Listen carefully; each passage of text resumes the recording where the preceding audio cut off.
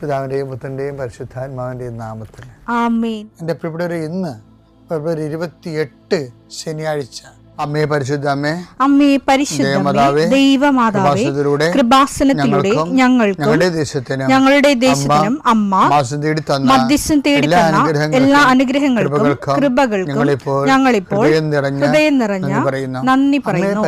അമ്മേ പരിശുദ്ധമേ, ദൈവമാതാവേ, 2004 ഡിസംബർ 7 ഉച്ചകഴിഞ്ഞ് 2:30 കൃപാസനത്തിൽ സംഭവിച്ച അമ്മയുടെ പ്രത്യക്ഷപ്പെടലിനെ കുറിച്ച് തിരുസഭയ്ക്ക് സമർപ്പിച്ചിരിക്കുന്ന പഠനരേഖകളുടെ മേൽ സഭാത്മകമായ പഠനം ആരംഭിക്കുവാൻ ഞങ്ങൾ പ്രാർത്ഥിക്കുന്നു.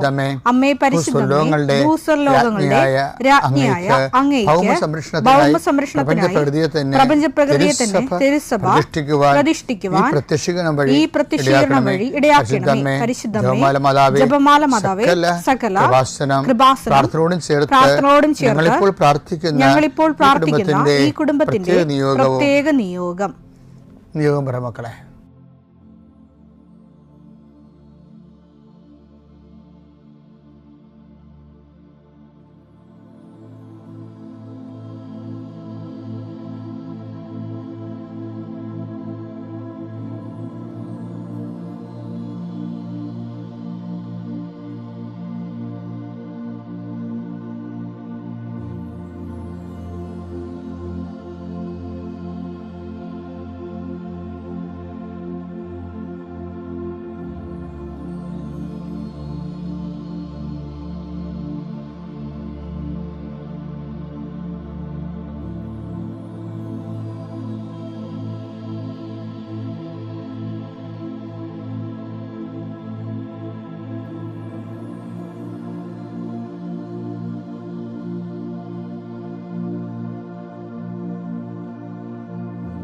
അമ്മയുടെ പ്രത്യക്ഷീകരണത്തിന്റെ ഈ അനുഗ്രഹവേളയിൽ ഞങ്ങൾക്ക് സാധിച്ചു തരുവാൻ കനിയണമേ.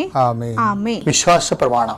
സർവശക്തനായ പിതാവും ആകാശത്തിന്റെയും ഭൂമിയുടെയും സൃഷ്ടാവുമായ ദൈവത്തിൽ ഞാൻ വിശ്വസിക്കുന്നു. അവിടുത്തെ ഏകപുത്രനും ഞങ്ങളുടെ കർത്താവുമായ ഈശോമിശിഹായിലും ഞാൻ വിശ്വസിക്കുന്നു. ഈ പുത്രൻ പരിശുദ്ധാത്മാവിനാൽ ഗർഭസ്ഥനായി കന്യകാമറിയത്തിൽ നിന്ന് പിറന്ന് പൊന്തിയോസ് പീലാത്തോസിന്റെ കാലത്ത് പീഡകൾ സഹിച്ച് കുരിശിൽ തറയ്ക്കപ്പെട്ട് മരിച്ച് അടക്കപ്പെട്ട് പാതാളങ്ങളിൽ ഇറങ്ങി മരിച്ചവരുടെ ഇടയിൽ നിന്ന് 3-ാം നാൾ ഉയർത്ത് സ്വർഗത്തിലേക്ക് എഴുന്നള്ളി സർവശക്തിയുള്ള പിതാവായ ദൈവത്തിന്റെ വലതുഭാഗത്തിരിക്കുന്നു. അവിടെ നിന്ന് ജീവിക്കുന്നവരെയും മരിച്ചവരെയും വിധിക്കുവാൻ വരുമെന്നും ഞാൻ വിശ്വസിക്കുന്നു. പരിശുദ്ധാത്മാവിലും ഞാൻ വിശ്വസിക്കുന്നു. വിശുദ്ധ കത്തോലിക്കാ സഭയിലും പുണ്യവാന്മാരുടെ ഐക്യത്തിലും പാപങ്ങളുടെ മോചനത്തിലും ശരീരത്തിന്റെ ഉയർപ്പിലും നിത്യമായ ജീവിതത്തിലും ഞാൻ വിശ്വസിക്കുന്നു. ആമേൻ. സുഖസ്ഥനായ ഞങ്ങളുടെ പിതാവേ, അങ്ങയുടെ നാമം പൂജിതമാകണമേ. അങ്ങയുടെ രാജ്യം വരണമേ. അങ്ങയുടെ തിരുമനസ് സ്വർഗത്തിലെ പോലെ ഭൂമിയിലും ആകണമേ. അന്നു വേണ്ടുന്ന ആഹാരം ഇന്ന് ഞങ്ങൾക്ക് തരണമേ. ഞങ്ങളോട് തെറ്റ് ചെയ്യുന്നവരോട് ഞങ്ങൾ ക്ഷമിക്കുന്നത് പോലെ ഞങ്ങളുടെ തെറ്റുകൾ ഞങ്ങളോടും ക്ഷമിക്കണമേ. ഞങ്ങളെ പ്രലോഭനത്തിൽ ഉൾപ്പെടുത്തരുതേ, തിന്മയിൽ ഞങ്ങൾ രക്ഷിക്കണമേ. ആമേൻ. നന്മ നിറഞ്ഞ മറിയമേ, സ്വസ്തി. കർത്താവ് അങ്ങയുടെ കൂടെ സ്ത്രീകളിൽ അങ്ങ് അനുഗ്രഹിക്കപ്പെട്ടവളാകുന്നു. അങ്ങയുടെ ഉദരത്തിൻ ഫലമായി ഈശോ അനുഗ്രഹിക്കപ്പെട്ടവനാകുന്നു. പരിശുദ്ധ മറിയമേ, തമ്പുരാന്റെ അമ്മേ, പാപികളായ ഞങ്ങൾക്ക് വേണ്ടി ഇപ്പോഴും ഞങ്ങളുടെ മരണസമയത്തും തമ്പുരാനോട് അപേക്ഷിക്കണമേ. ആമേൻ. എൻ്റെ കർത്താവേ, നിന്റെ ഉന്നതമായ നാമത്തിന് സ്വസ്ഥം ചെയ്യുന്നു. കർത്താവ്, രേഖകളെ സംബന്ധിച്ച് പ്രാർത്ഥിക്കണം. ഈശോയെ, രേഖകൾ കയ്യിലില്ലെങ്കിൽ പോലും മനസ്സുകൊണ്ട് നിങ്ങൾ ആ രേഖകൾ നിങ്ങളുടെ കയ്യിൽ ഓർക്കുക. ചിലപ്പോൾ മാർക്ക് ലിസ്റ്റ് ആകും, ചിലപ്പോൾ സർട്ടിഫിക്കറ്റ് ആകും, ചിലപ്പോൾ ഹോൾ ടിക്കറ്റ് ആകും, ചിലപ്പോൾ പ്രമാണമാകും, ചിലപ്പോൾ നക്കലാകും, ചിലപ്പോൾ പറമ്പ് തരം മാറ്റാനുള്ള അപേക്ഷയാകും, ചിലപ്പോൾ നിങ്ങൾക്ക് വീടിന് നമ്പർ കിട്ടാൻ വേണ്ടിയുള്ള പ്രയാസത്തിൻ്റെ അതിനുള്ള അപേക്ഷ. എല്ലാം മനസ്സുകൊണ്ട് ഓർക്കുക.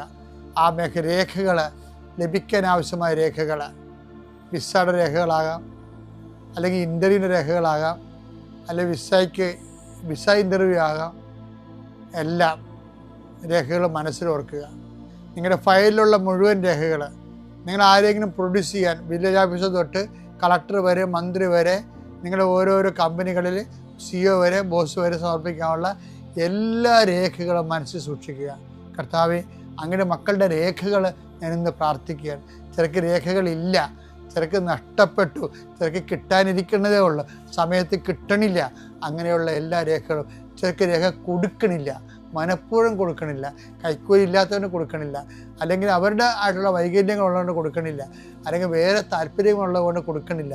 അങ്ങനെയുള്ള പൈശാചികമായ തടസ്സങ്ങൾ യേശുക്രിസ്തു ഉന്നതമായ നാമത്തിൽ സഭയുടെ അധികാരത്തിൽ കുരിശിൻ്റെ അടയാളത്തിൽ 40 വർഷം ഞാൻ അർപ്പിച്ച കൃപാന്റെ ശക്തിയാൽ കൃപാസ്ഥാനത്താറെ ജീവനോടെ പ്രത്യക്ഷപ്പെട്ട മാതാവിൻ്റെ മധ്യസ്ഥത്താൽ നിന്റെ മുഴുവൻ രേഖകളെ അതിൻ്റെ തടസ്സങ്ങൾ വിടുവിക്കുകയും നിന്നെ അനുഗ്രഹിക്കുകയും ചെയ്യുന്നു. നിത്യം പിതാവും പുത്രനും പരിശുദ്ധാത്മാവിൽ നീക്കാമേ. എൻ്റെ പ്രിയപ്പെട്ടവരെ, പിന്നുണ്ടല്ലോ, അതായത് ചില കാര്യങ്ങൾ ചെയ്യാനേ നമുക്ക് പറ്റത്തില്ല. ചില പരീക്ഷ എഴുതാൻ നമുക്ക് പറ്റത്തില്ല. ചില ഇൻ്റർവ്യൂവിനെ കഴിഞ്ഞ ദിവസങ്ങളിൽ ഒരു സാക്ഷി വിജിഷ്യ എന്ന് പറഞ്ഞൊരു മോള് സാക്ഷ്യം പറഞ്ഞു. അവളെന്ന് പറഞ്ഞു SOP, അതിൻ്റെ ഫുൾ ഫോം എനിക്കറിയാൻ പാടില്ല. അതായത് പ്രോജക്റ്റിൻ്റെ source, the source of the project. അത് ചോദിക്കുന്ന ഒരു ചോദ്യമാണ്. ഇൻ്റർവ്യൂ ചെയ്യുമ്പോൾ PhD ഇൻ്റർവ്യൂ ചോദിക്കുന്നതാണ്, നിങ്ങളുടെ പ്രോജക്റ്റിൻ്റെ സോഴ്സ് എന്താണ്, ആ സ്കോപ്പ്, അതിൻ്റെ സ്കോപ്പ്, ഇങ്ങനെ കുറേ കാര്യം ചോദിക്കും. അപ്പോൾ ഇവൾക്ക് ഇതിനെക്കുറിച്ച് ഒരു ഐഡിയയും ഇല്ല. ഇവൾ അമ്മയോട് പറഞ്ഞു, അമ്മേ എന്നോട് ആ ചോദ്യം ചോദിക്കരുത്, സത്യമായിട്ട് എനിക്കറിയത്തില്ല, ഞാൻ തോറ്റുപോകും, ഞാൻ ഉടമ്പടി കാശൂരി പിടിച്ച് നിന്നെയും കൊണ്ടാണ് ഞാൻ പോണത്, ഞാൻ തോറ്റു മുടങ്ങരുത്, എന്നോട് ചോദിക്കരുത്. അപ്പോൾ അവൾ ആ ദൈവമായിട്ട് അത്തരം ഒരു ആത്മബന്ധമുള്ളതുകൊണ്ട് ഈശോയോട് അങ്ങനെയൊക്കെ പറയാനുള്ള സ്വാതന്ത്ര്യമുണ്ട്. പക്ഷെ ആ കുഞ്ഞിനോട് മാത്രം ആ SOP ചോദിച്ചില്ല, പക്ഷെ ബാക്കി 14 പേരോട് ചോദിച്ചു. അപ്പോൾ ദൈവത്തിന് വേണമെങ്കിൽ ഈ നമ്മൾക്ക് എടുത്ത പൊങ്ങാത്ത കാര്യം ദൈവം ഏറ്റെടുത്ത് നടത്തും. അതുകൊണ്ട് ഈശോ അതിനു വേണ്ടി, ഈശോക്ക് അതങ്ങനെ കുറേ അനുഭവങ്ങളുണ്ട്. അതുകൊണ്ട് ഈശോയാണ് ആ അവസ്ഥ, ആത്മീയ അവസ്ഥ കണ്ടുപിടിച്ചത്. എന്താ പറഞ്ഞത്? ഈശോ വളരെ സൂക്ഷ്മതയോട് കണ്ടുപിടിച്ച ഒരു ദൈവികമായ രഹസ്യമാണത്. എന്താണ്? യോഹന്നാൻ 14:10 വായിച്ച്, ഞാൻ പിതാവിലും പിതാവ് എന്നിലുമാണെന്ന് നീ വിശ്വസിക്കുന്നില്ലേ? ഞാൻ നിന്നോട് പറയുന്ന വാക്കുകൾ സ്വമേധയാ പറയുന്നതല്ല, പ്രത്യുത എന്നിൽ വസിക്കുന്ന പിതാവ് തന്റെ പ്രവൃത്തികൾ ചെയ്യുകയാണ്. ഈശോ മനസ്സിലാക്കിയ ഒരു സത്യമാണ്. മനുഷ്യാവതാരത്തിന് പരിമിതികളുണ്ട്, അറിയാമല്ലോ നിങ്ങൾക്ക്.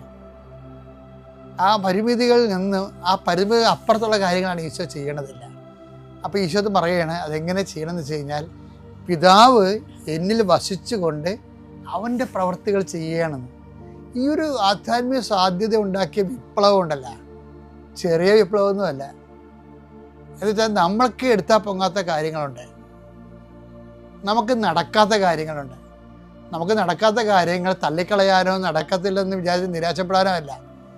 എൻ്റെ പിതാവ് എന്നിൽ വസിച്ചുകൊണ്ട് അവൻ്റെ പ്രവൃത്തി ചെയ്യുന്ന പോലെ തന്നെയാണ് ഈശോ നേരത്തെ ഒരു വചനം പറഞ്ഞിട്ട് നമ്മളോട് 15:10, ഞാൻ എൻ്റെ പിതാവിൻ്റെ കൽപ്പന പാലിച്ച് അവിടുത്തെ സ്നേഹത്തിൽ വസിക്കുന്ന പോലെ എൻ്റെ കൽപ്പന പാലിച്ചാൽ നിങ്ങൾ എൻ്റെ സ്നേഹത്തിൽ നിലനിൽക്കും, അപ്പം വസിക്കും. അപ്പം ഈശോയുടെ വചനങ്ങൾ ഉടമ്പടി പാലിച്ചാൽ നമ്മൾ കർത്താവ് നമ്മളിൽ വസിക്കുമെന്നാണ് പറയണത്. കർത്താവ് നമ്മൾ വസിച്ചാൽ എന്താ ഗുണം? അത് 14:10 ഇഫക്റ്റ് ഉണ്ടാകും. എന്താണ്? എൻ്റെ പിതാവ് എന്നിൽ വസിച്ചുകൊണ്ട് അവൻ്റെ പ്രവർത്തനം ചെയ്യുന്ന പോലെ ഈശോ ഉടമ്പടി പ്രകാരം നമ്മൾ വസിച്ചുകൊണ്ട് ഈശോയുടെ പ്രവൃത്തികൾ ചെയ്യും. അപ്പോൾ ചെറിയ പ്രവൃത്തിയൊന്നും ആയിരിക്കത്തില്ല, അത് വലിയ പ്രവൃത്തികളായിരിക്കും. തിരിഞ്ഞു നോക്കുമ്പോൾ നമ്മൾ അന്തം വിട്ടു പോകും. ചില പട്ടി വരുമ്പോഴേ ചില സമയത്തൊക്കെ ഞാൻ ഓടിയിട്ടുണ്ട്, ജീവനം കൊണ്ട് ഓടുമ്പോൾ നമ്മൾ തോടൊക്കെ ഒറ്റ ചാടത്തില്ലേ, മതിൽ വരെ ചാടുന്ന ആൾക്കാരുണ്ട്. പക്ഷേ പിറ്റേ ദിവസം പട്ടി ഇല്ലാത്ത സമയത്ത് നമ്മൾ ചുമ്മാ ഒന്ന് ഓടി വന്നാൽ ചാടാൻ പറ്റുമോ? ഇല്ല. ഇതുപോലെ തന്നെ എന്തൂസിയാസം എന്നും സംഭവമുണ്ട്. അഭിഷേകത്തിൻ്റെ അനുഭവ തലങ്ങളാണ്. തെയോസ് എന്ന് വെച്ച് കഴിഞ്ഞാൽ ദൈവം അകത്ത്, തെയോസ് എന്ന് വെച്ചാൽ ദൈവം, എന്ന് അകത്ത്. നമ്മൾ ഈ വസിപ്പിലൂടെ കർത്താവിൻ്റെ കൽപ്പനകൾ പാലിച്ച് അനുസരിച്ചുകൊണ്ട് ഉടമ്പടി ജീവിക്കുമ്പോൾ കർത്താവിൻ്റെ ഒരു അന്തർവസിപ്പുണ്ടാവും. ഈ വസിപ്പിലൂടെ ഈശോ ഈ പറഞ്ഞില്ലേ, ഞാൻ പിതാവിൻ്റെ അടുക്കലേക്ക് പോകുന്നത് കൊണ്ട് ഇതിനേക്കാൾ വലിയ കാര്യങ്ങൾ ചെയ്യാൻ പറ്റുമെന്ന്. അതായത് അന്തർവസിപ്പോട് സംഭവിക്കുന്നതാണത്. വലിയ കാര്യങ്ങൾ. ഈ മരിയൻ ഉടമ്പടിയുടെ ലക്ഷ്യം തന്നെ എന്താണ്? ശക്തനായ എനിക്ക് വലിയ കാര്യങ്ങൾ ചെയ്യാം. അപ്പം അതുകൊണ്ട് ഞാൻ ഹെവി ഡ്യൂട്ടി വിഷയങ്ങൾ വെച്ചാൽ നിങ്ങൾ ഉടമ്പടി അതനുസരിച്ച് കൊണ്ട് ബലപ്പെടുത്തിയാൽ മതി. കർത്താവ് വലിയ കാര്യങ്ങൾ നമ്മുടെ ഉള്ളിൽ നിന്ന് നിർവഹിച്ചോളും.